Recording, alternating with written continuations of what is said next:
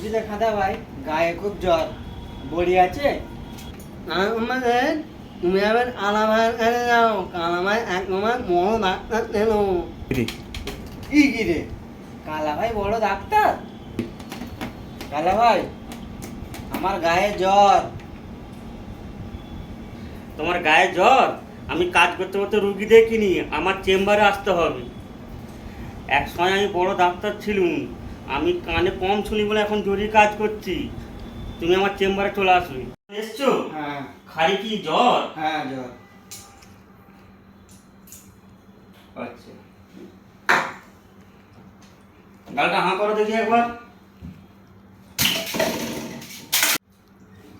হাঁ করো, ভালো করে হাঁ করো। গাল ঠিকই আছে।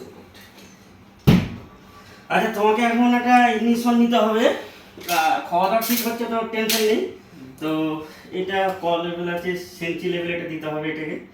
আচ্ছা ঠিক আছে, দেখি হাঁটা দেখি দাও।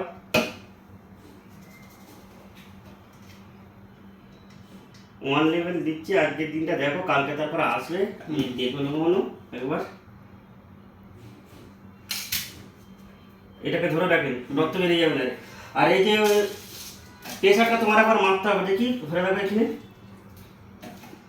ওরে বাবরে, এটা 104 হয়ে গেছে তো।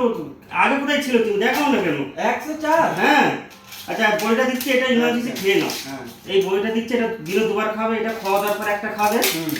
আর এটা রাত্রে ঘুমাবার যাতে না হয় এটা খাবেন। 10 দিন পর আমার কাছে আসবেন, আর এটা একটু মাথায় দিয়ে, মাথা যন্ত্রণা হলে এটা একটু দিয়ে শোবেন। হ্যাঁ।